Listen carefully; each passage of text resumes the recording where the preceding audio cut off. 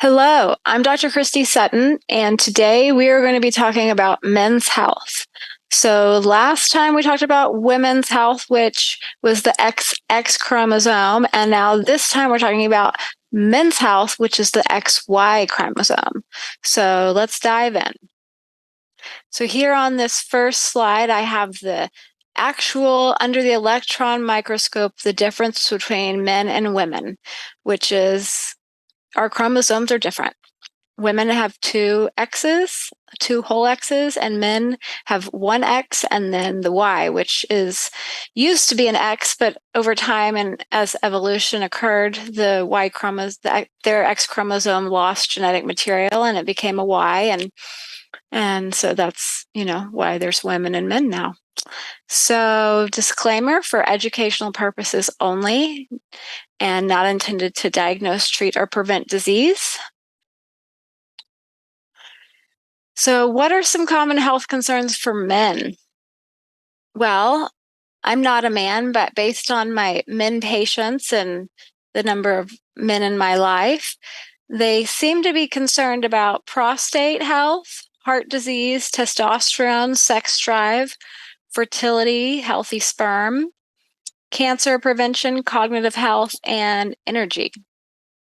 So those are some of the key things we're going to be talking about today, and I will find ways to loop them all together and talking about labs and genes, and of course we're going to talk about the gut too. So here, for those of you that are visual, here are some fun visual statistics. We've got on the left, in 1973, the average sperm count for men worldwide was 101. Of course, it was much higher than that. It was 101 times like 10,000. Now, that is now equivalent apples to apples, 49, or it was 49 in 2018. And then if you look at the image underneath it, I thought this was funny. It said, average sperm count has dropped, but it is still in the normal range. I think that kind of summarizes healthcare right now. It's declining, but it's still within the normal range. Okay, and then what happens is the range, they change the range. What is the range? We'll change it. Of course, they can't change the historical norm. They can't rewrite history, even if they try to. So, what will the new range become? Not as good as the old range. And then if we look at our image on the right here, it's just another way of saying, hey, the mean sperm count and the global plastic production since 1970. And basically, there are many reasons that sperm count is declining, and I will discuss many of those. And one of them is, without a doubt, due to the increase in pesticides. I'm sorry, not pesticides, plastics. The increase in plastics in our environment, these are ubiquitous. We've got the Great Pacific Islands or whatever, Great Pacific Garbage Patch, which is just, the size of Texas, one of 7, and it's just a bunch of plastic floating around the ocean. So it's ubiquitous, and plastic disrupts hormones, and it is apparently really bad for sperm count as well. So it's not a coincidence that as the BPA and plastics have increased, the sperm count has decreased, and there are many ways to help detoxify some of these chemicals, the plastics. Some of our detox pathways, like the methylation detox pathway and the glutathione detox pathway, are very important for that. So, of course, we always want to be supporting those detox pathways. So here's another little visual. U.S. average testosterone level and fertility rate. So if we go back to 2000 and then 2004 and 2015, not only is the fertility rate going down, but the testosterone rate is going down too. And those things are correlated. The fact that they're both going down is not, it's not a surprise. And so now we're seeing men that have less testosterone, lower fertility rate, and less sperm, more unhealthy sperm, sperm that are not moving as well as they should, and they don't look as good as they should underneath the microscope. And they are 50% of the DNA of, if they ever, get the chance to make a human being, they are 50% of the DNA. So, that's significant. You want that 50% to be really good. And if you don't have enough antioxidants, then especially antioxidants from fruits, and fructose, sperm love fructose, but lots of antioxidants, glutathione, vitamin C, resveratrol, all of those things are crucial for being healthy, but also for having healthy sperm. So now we have a situation where, not only do people not have healthy sperm, but they have low testosterone, men largely. It's getting lower from environmental reasons. And there's more and more men that are taking testosterone. Of course, testosterone decreases with age. That's predictable and normal and healthy. It may not be what men want, but it is predictable and normal and healthy. Now, this environmental decrease is only making the age decrease of testosterone that much more pronounced, which is why you have so many men now that are taking testosterone. That and all of the rampant T clinics out there, which I have thoughts about. I'm not going to share them right now, but I have thoughts. So, but there's dangers to taking testosterone. And one of my concerns is that a lot of people that are put on testosterone, they actually are not being managed like they should be. And there's dangers. And what I see in my practice is men come in and they're taking testosterone and they're not being monitored like they should for being on the testosterone. And they are having problems that are either not being picked up or being picked up and ignored. And it's dangerous. And what are some of those problems? One is, if you have prostate cancer and you take testosterone, you're kind of throwing fertilizer on that prostate cancer. So there is an increased risk of prostate cancer. And then testosterone does thicken the blood. So it will increase the production of red blood cells and hemoglobin and hematocrit. And that thickens the blood. And often you'll see on a CBC of somebody that's taking testosterone that has high testosterone, then they will often have thick blood, high hemoglobin, hematocrit, red blood cells. And that is an increased risk for stroke, clotting, heart attack, bad things. Testosterone can also be really hard on the liver. So you might see liver enzymes go up. It increases iron absorption, which I am going to talk about today because somebody actually called me the Iron Queen the other day, and I kind of liked it. But I'm writing a book about iron. It will be out soon. It's called The Iron Curse, and it's largely about hemochromatosis. And so we're going to talk about that today because that's something that I think is really important, and it's extremely important for men. But so testosterone does increase iron absorption. And that's a problem. For men particularly, if it's a man that's not eating, red meat and it's just a vegan vegetarian, then maybe not so much of a problem. Or if it's a man that, has a GI bleed and is losing blood rapidly, maybe not as much of a problem. But for the average man, it is a problem, and it creates a issue where they're more likely to have high iron, and then high iron goes on to cause a lot of problems, which I will discuss shortly. What is another problem with testosterone that is not being monitored like it should be? When you have high testosterone, it will convert into estrogen. And there are simple things you can do to prevent that conversion. You could take something with DEM in it to prevent that conversion. But unfortunately, what I have seen is a lot of the men who are put on testosterone, they actually are, the doctors that are giving them testosterone are not monitoring their estrogen levels at all. So they're not checking estradiol in many cases, not all, but many cases. And so not only are they not checking the estradiol. They're not putting them on like an aromatase inhibitor to prevent the conversion of testosterone to estrogen, or, DEM, which is what I would prefer. But the fact is that men who do not have their estrogen levels checked routinely and are not taking something to prevent that aromatization of testosterone to estrogen are going to be making more estrogen. And that's why you see men that take testosterone develop breasts after a long, prolonged period of time of not being on something to block that conversion. And it creates a lot of problems. But basically, the body's just trying to get rid of the testosterone because there's too much. And so it's converting it into estrogen. So that's where you see a lot of men that they end up having, breast development. And sometimes they even have to have surgery to have the breast development removed. And it's something that could have been avoided if, they had just done things smarter. Another serious problem I see is that people who take testosterone, they're covering up the underlying problem often.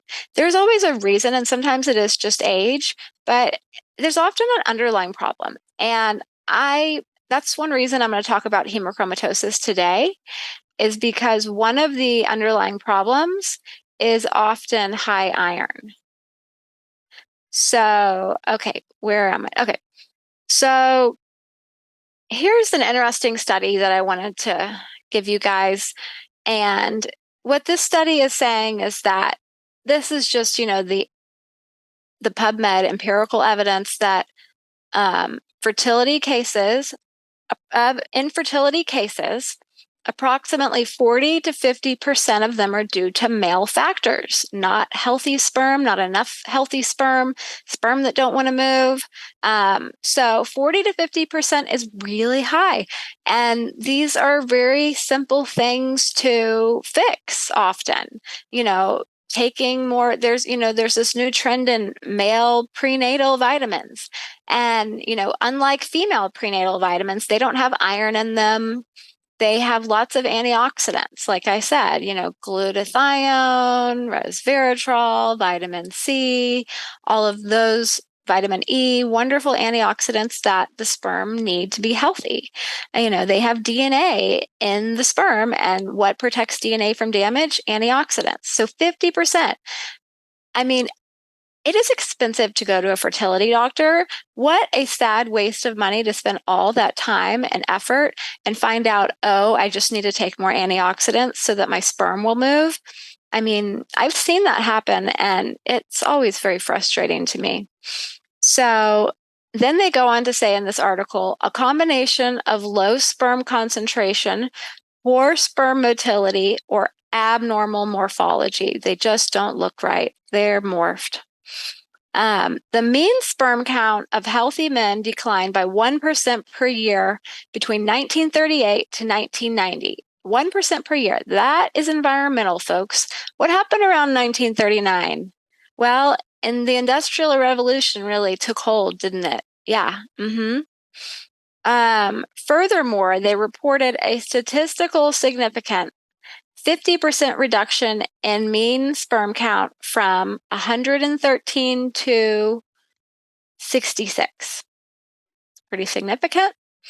And then they went on to say, also, another meta-analysis reported that sperm density has decreased globally by over 50% over the past 50 to 60 years. So it's happening everywhere.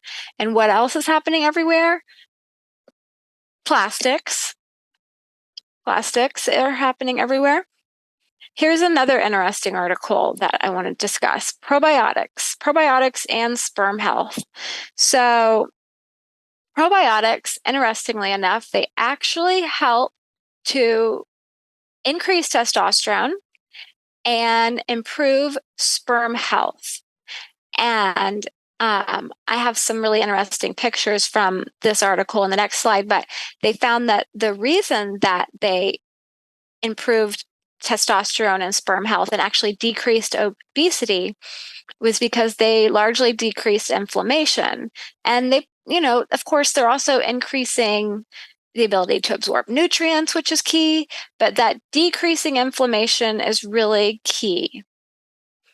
And so in this study, they found that these mice that were the control mice that were kind of bred to be fat and have, just fat and ugly, unfortunately, sorry, mice. These were the control mice. They were not giving the L-reuteri probiotic. And the mice that were given the L-reuteri, they were skinnier, but they had larger testes. These ones had small testes, big and fat. These ones with the probiotic, skinny, big testes. I know some guys out there interested in this right now. So that's a good picture to kind of drive it home. You've got to have healthy gut microbiome to be healthy. You can't just take testosterone. But we live in a world where instead of fixing the gut, doctors are giving testosterone. And not only are they not finding and fixing the underlying problem, they're doing a really poor job with giving overdosing and not managing side effects. So, buyer beware. Now, if we look on the right here, then we're looking at the Leydig cells, which are the cells that make testosterone. And what this shows is that they had in this box over here, the testosterone levels increased when they gave them the probiotics. But then they did this other study where they gave them a new Western diet. And the group of mice that were on this new Western diet, plus the probiotics, had even higher testosterone. So I was wondering what you guys are wondering right now, probably, which is, what is a new Western diet? A new Western diet, according to this article, is a diet that is, basically filled with a lot of unhealthy processed foods, like the control diet, but has ample vitamin D and B vitamins. So, and they assume that because what are we adding to a lot of foods? We're adding a fair amount of B vitamins and vitamin D. So for the sake of this study, they didn't add the B vitamins. They just added the vitamin D. And so the new Western diet was the same diet as the control diet, but they added extra vitamin D. So apparently vitamin D plus probiotics equals more testosterone. A lot of people out there are walking around with low vitamin D, undiagnosed, untreated. I like vitamin D to be in a 60 to 90-ish range. The current range allows 30 to 100. 30 is too low. I'm okay with people being in 90s, but it kind of makes me nervous because I don't want them to, go too high. And don't give people vitamin D without K2. If you give somebody a vitamin D3 without K2, you could increase their risk for calcification of the arteries. And we don't want to do that. We want to calcify the bones so that we have nice, strong bones and, a healthy immune system in addition to that. So, now I'm going to shift gears and I'm going to start talking about iron. This is what iron does to your body. Iron causes oxidative stress. And this is the visual that I created for you guys. I cut this apple in half and I added lemon juice to the apple on the right. I did not add lemon juice to the apple on the left. And that apple, it got oxidized, it got damaged. It's like a rusty apple. And the apple on the right, over time, it also got a little bit of damage, but not nearly as much because it had those antioxidants, that vitamin C, the bioflavonoids from the lemon. And so this is what high iron does. So, people that have high iron, they are this apple on the left. They're oxidized. They have oxidative stress. They are rusty. They're rusting on the inside on a cellular level. It's creating tremendous amounts of issues. And we're going to talk about some of those. But before we do, there are 2 hemochromatosis genes. And there's actually a third one that I will be adding soon to, I have that in my Iron Course book and I'm adding it to my report. So there are technically 2 that are really considered the hemochromatosis genes for sakes of just being kind of scientific and everybody speaking the same nomenclature, there's two. And the two hemochromatosis genes are HFE C282Y and HFE H6D3. And they're both a high risk for hemochromatosis if you inherit just one. So if you inherit one HFE C282Y, you're heterozygous. And then if you inherit one HFE H63D, like this person, they're just heterozygous for HFE H6D3. You can inherit two of one of them and be homozygous. You can inherit one of both of these and be a compound heterozygote. You can inherit none of them. But what do these genes mean? Well, they're actionable genes. I talk about them briefly in my first book, my genetic testing book. I talk about them in great depth and complexity in my upcoming book, The Iron Curse. But these are actionable genes, meaning there is something you can do about having these genes. They're important. Everybody needs to know if they have them. And there's a lot of myths about these genes. But first I want to answer, what do these genes do? These genes increase your ability to absorb iron. Okay, so having the ability to absorb more iron, historically, if you go back in time, has been really a blessing, because many of history's gauntlets are iron depleting events. For example, pregnancy, childbirth, being a child that's trying to grow requires a lot of iron. Having a GI bleed, getting injured, these are all great ways to lose iron. A famine.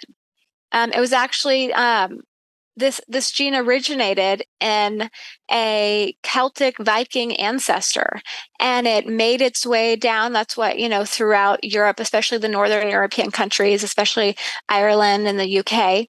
And now it's traveled throughout the world. There's this myth that it's only in, it's mostly in just Ireland and the UK and Northern European. But the truth is, I've seen people from all over the world with this gene, whether it's Central America or, Middle Eastern. There's of course certain areas of the world where it's less common to have this gene, just because there's been less penetrance of the Caucasian population there. For example, Asia has a pretty low penetrance of this gene. It still can exist in Asians, it's just more common in certain populations. For example, it's very high, the highest penetrance in Ireland. Now, America has a lot of Irish folks here, they were trying to get away from some serious problems in Ireland. And so they came over here, and we have a huge Irish population. So we actually have a huge population of hemochromatosis genes and undiagnosed hemochromatosis.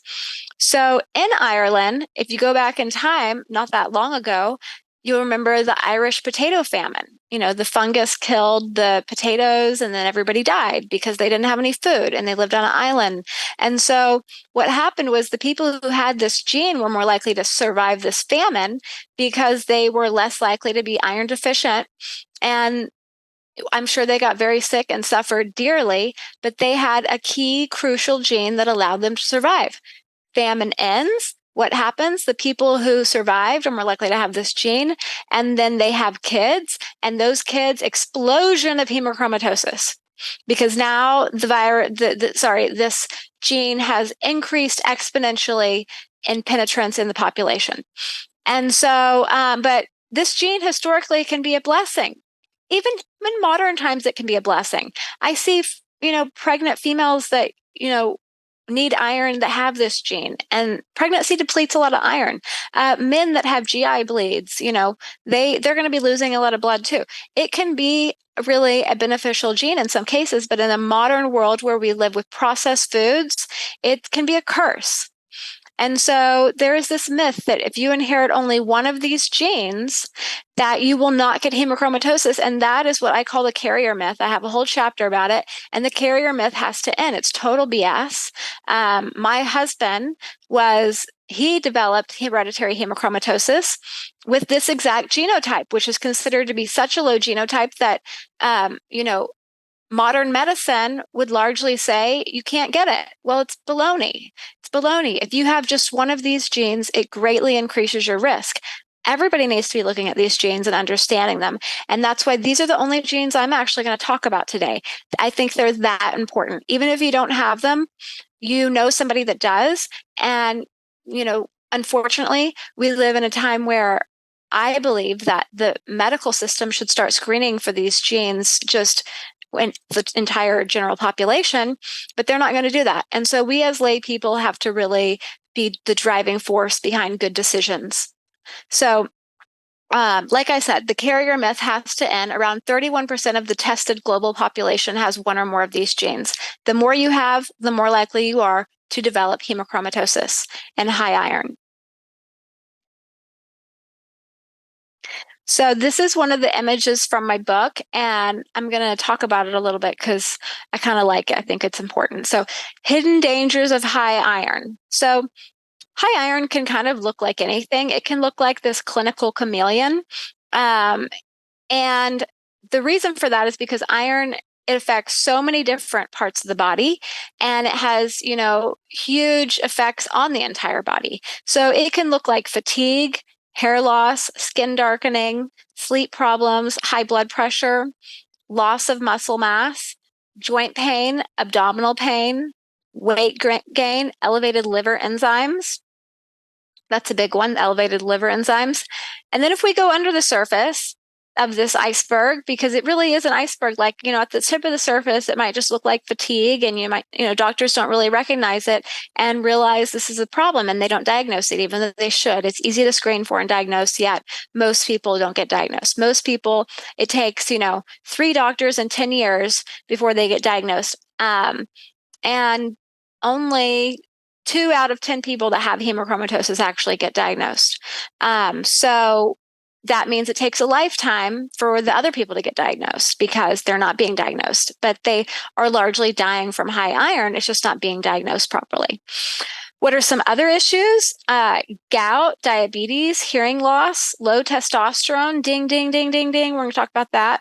Low sperm count, hormone problems, bipolar, anxiety, depression, Parkinson's, Alzheimer's, Huntington's. You're probably asking, why is a genetic disease like Huntington's considered to be a risk for high iron?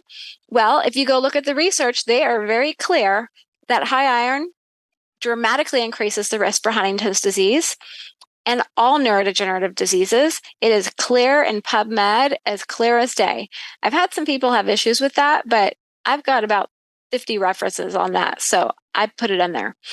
Cognitive decline, macular degeneration. Now, the people who develop Huntington's disease, they have the genes for Huntington's. But, Huntington's is on a scale, on a gradient. And so, there are still some environmental factors that can make a huge difference on whether you'll develop it to the point where it gets diagnosed or you won't, because that's another disease that doesn't get diagnosed like it should. Cognitive decline, macular degeneration, which is also a neurodegenerative disease. Decreased bone strength causes osteoporosis. Cancer, infertility, shorter life, liver cancer, brain damage, pituitary damage, clotting, plaquing, infections, fatty liver, inflammation, oxidative stress, atrial fibrillation, increased aging, cardiovascular disease, and mitochondrial dysfunction. Just a couple. Now, what I want to do is I want to spend the next minute or two kind of like talking you through how does this all happen? And so here's the short story. Iron is largely stored in the liver. Okay. And so as iron is stored in the liver, it's stored as ferritin. Now, sometimes ferritin will go up just because you're inflamed and not because you have high iron. Although the ferritin going up because you're just inflamed is still a reflection of iron being transported out of the blood and into the ferritin in the liver. So it's just the compartmentalizing of iron changes when you're inflamed. Okay, so high iron is stored in the liver as ferritin largely. Now, once iron gets too high, as it does in these people that have the hemochromatosis gene, or you don't even have to have the gene to have high iron. You cannot have the gene and develop high iron from just environmental factors. But once your iron levels become high, then the iron starts spilling over, and it spills over into this molecule called hemosiderin. And hemosiderin has like a limitless ability to store iron. Ferritin can, store up to a certain amount, and then the body, it plateaus, and then it starts changing into hemosiderin, which is this very toxic chemical that goes out into the body and creates massive amounts of oxidative stress and damage. And the hemosiderin, it's like a bottomless pit. It will just keep being made because the body has been evolutionarily programmed to hold on to iron. It wants to keep iron in a very, very small range. It doesn't want to lose that iron because it's so precious for survival. And so it wants to hold on to it. So what does it do? Iron, first it destroys the liver, dramatically destroying the liver. 200 times increased risk for liver cancer in these folks. And then there's other parts of the body that are particularly high risk for iron-induced damage. The heart, cardiovascular disease is a huge problem with people that have high iron. It often doesn't get diagnosed as high iron. Often they just, have cardiovascular disease, atrial fibrillation, or maybe they just die of a heart attack. So cardiovascular disease, it will thicken the blood, so you're more likely to clot. And many people, you'll see like high hemoglobin hematocrit. It'll go to the pancreas and destroy the pancreas, and then you'll get diabetes, type 1 or type 2. It'll go to the brain and destroy the brain, and then we get all sorts of problems. Those are the neurological cognitive issues I discussed. It'll go to the testes, the gonads in men, the gonads and the testes in men. It'll destroy the testes, and then you develop low testosterone, low sperm count, low quality sperm count. And if this goes on long enough, this is irreversible damage, meaning that even when you correct the iron situation, you might never have a full recovery in testosterone and, sperm quality, although often those numbers will improve once the iron is fixed and the iron levels go down, and, the testes and the rest of the body are not being assaulted by high iron and the free radicals that it creates. It'll also go to the pituitary gland, specifically the anterior pituitary gland, and it destroys the anterior pituitary gland, which is particularly important because, this is a huge hormone regulating part of our body. This is, I'm going to talk about that more in a second, where you'll actually see a picture, which I think you'll like more than just looking at me. So this is more of a full list of kind of what I just talked about, which is also in my book. But as you can see, it is long and profound. Now, one of the ways that iron really creates a lot of problems is through something called ferroptosis. And ferroptosis is where basically you have lots of free radicals, not enough glutathione, and what happens is all those free radicals end up combining with iron, and then what happens is the iron binds to the polyunsaturated fats in the cell membrane.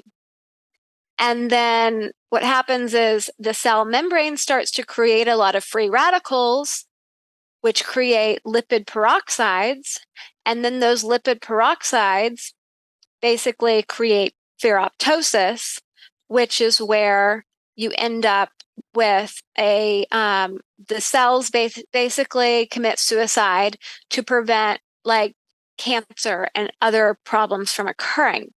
And all of this could and should be avoided if we just had lots of glutathione and healthy levels of iron, not too high.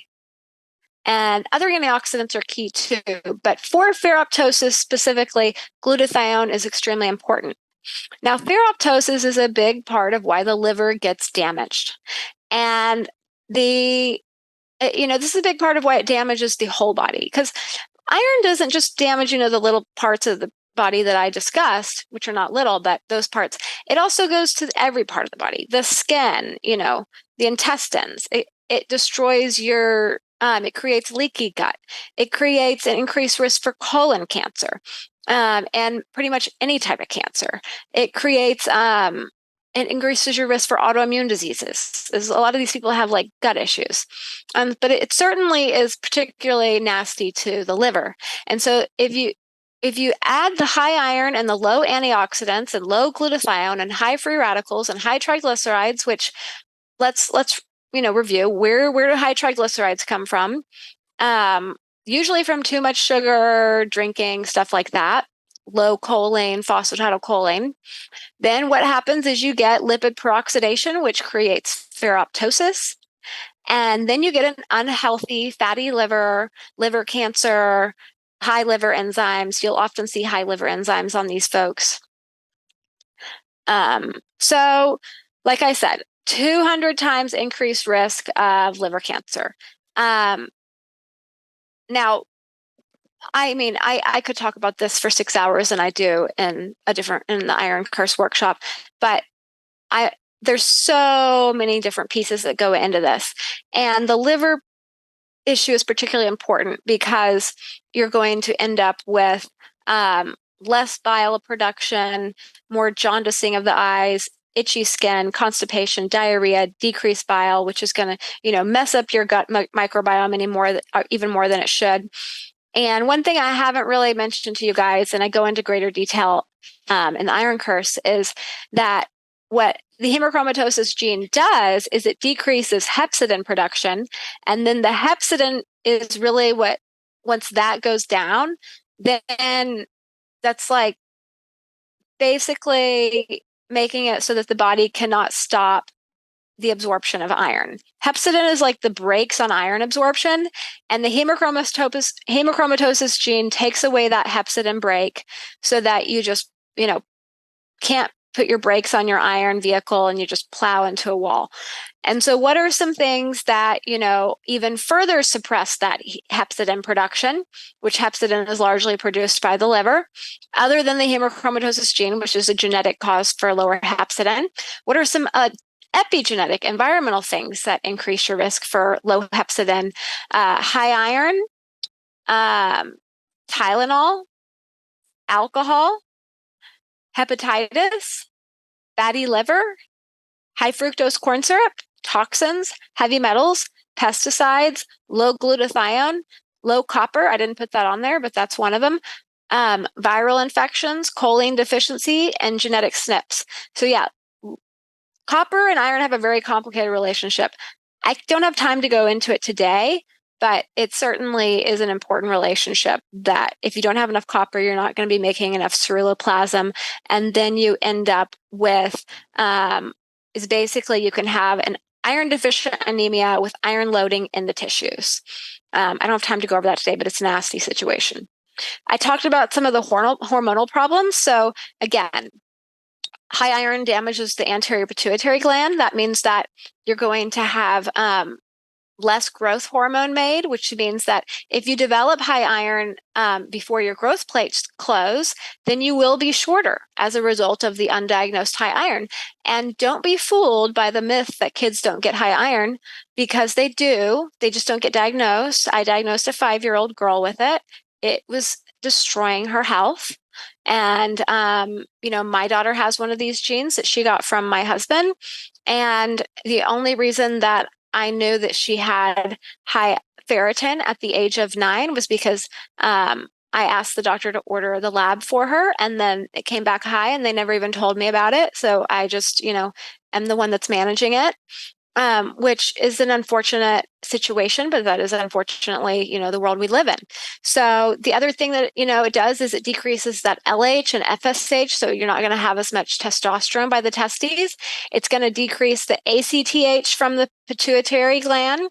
That's going to make, so the ACTH is what tells the adrenal gland to make cortisol. If you don't make enough ACTH, you're going to have low cortisol, and then you're going to be tired and adrenal fatigue. High iron can create tumors all over the body. My husband developed an anterior pituitary tumor, an ACTH secreting anterior pituitary tumor, which I believe was driven by the undiagnosed high iron.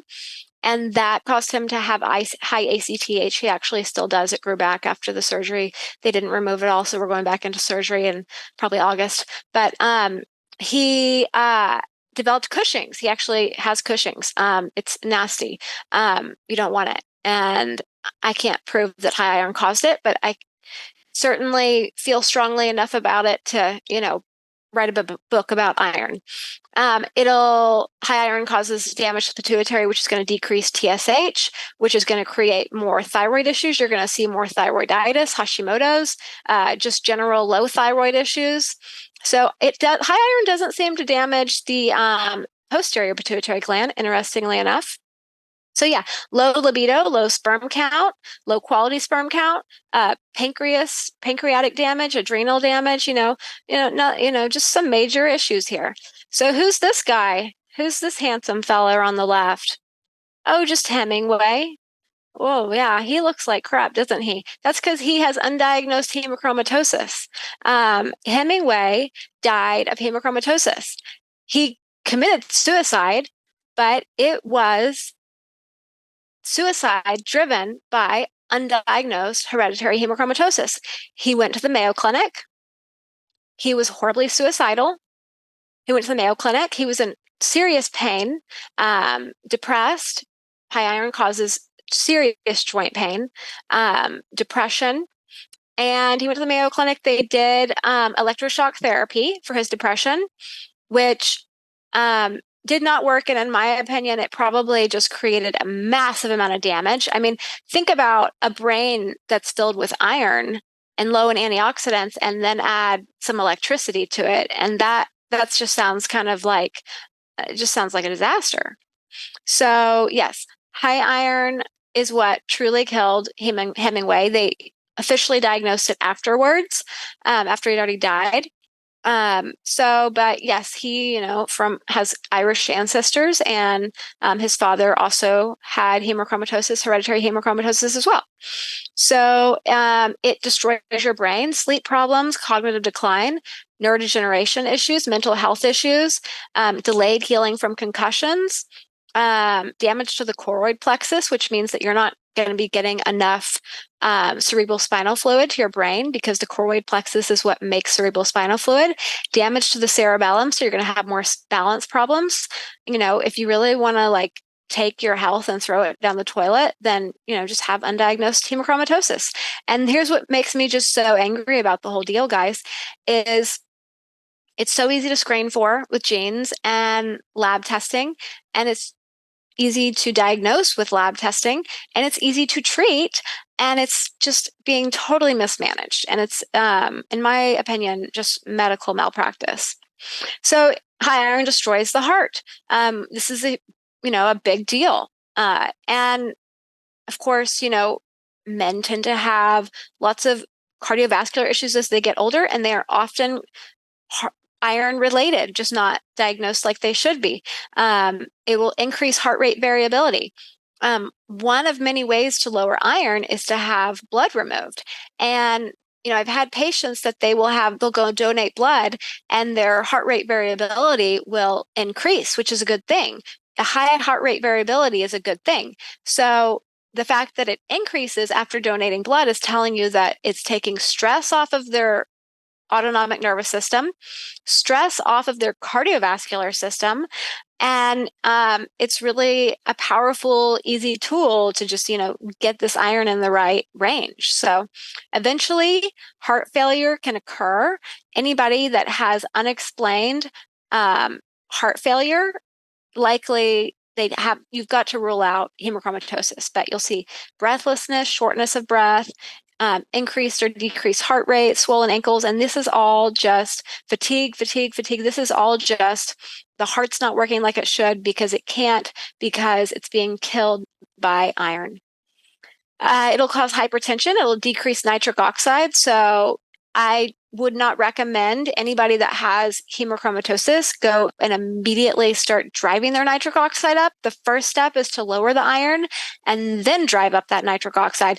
Just by lowering the iron, the nitric oxide will go up. And of course, we want high nitric oxide, especially the good nitric oxide, because that's going to truly make sure that we have lots of blood supply and that our cardiovascular system is healthy.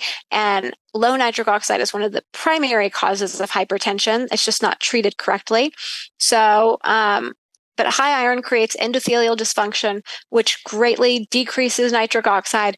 As nitric oxide decreases, you're going to get more vascular damage. With time, you will get even more vascular damage, and eventually you will develop, hopefully not, but eventually develop a rupture within the plaquing that's a result of the body trying to heal up that vascular damage. And that rupture is often life-threatening and life-ending. And so this is why people who have hemochromatosis have significantly shorter lifespans than people without. So here, it's easy to miss seeing something if you don't know what it looks like and you're not looking for it. And this is where I think we are right now with hemochromatosis. And so I really want you guys to learn about those genes. Hemochromatosis is not rare.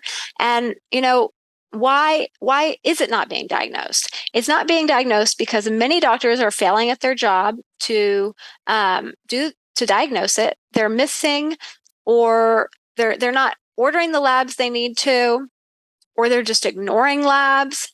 They're not doing genetic testing like they should. They don't understand genetic testing like they should. And then the other part is that the lab ranges are not very good. In some cases, especially ferritin, the lab ranges are allowed to go way too high before it's flagged as a problem. And even the iron saturation, which is really important for diagnosing hemochromatosis, is allowed to go way too high before being flagged in many cases. So the key labs for diagnosing hemochromatosis, you have to have ferritin, iron saturation, TIBC, UIBC, serum iron, and a CBC. You need that CBC so you can get the hemoglobin, hematocrit, red blood cells. I go through many other labs that are important to, not necessarily for the diagnosis. These are important labs, and I, would love to have more time to go into great detail about them, but I don't. But there's also a lot of important labs that have to do with measuring and monitoring the body for damage from high iron. And that's really crucial too. Like the liver enzymes is, one of probably 100 that I like to talk about. So the moral of the story, folks, time is not on your side when it comes to making smart health decisions. It is much easier to prevent iron-induced damage than to correct damage. It is much easier to prevent damage, period, than to correct it. If you do genetic testing at an early age, you can get key clinical information that can help you to prevent and look for and monitor health problems so that you don't find yourself being diagnosed with a disease later in life that could have been avoided. So genetic testing is crucial. And one of the most, frustrating things, and I'm just going to circle back around to this because it's so important, is that doctors don't understand genetic testing. You only need one hemochromatosis gene to develop hereditary hemochromatosis. You don't need even one hemochromatosis gene to develop high iron. But if you have one hemochromatosis gene, that is a high-risk situation. And here on the left side is what my husband's doctor wrote in an email when he asked him, do I have hereditary hemochromatosis? And he wrote, the oncologist, who is, board certified in Dallas, here is your official diagnosis. Mild hereditary hemochromatosis with one defective copy, heterozygote H63. That's on the left. On the right, this is from the CDC and many, many, many other governing bodies. This is what they say. If you inherit two of these variants, hemochromatosis variants, one from each parent, you have hereditary hemochromatosis and are at risk for developing high iron. So, and then there's many others that say, if you only inherit one, you're not at risk.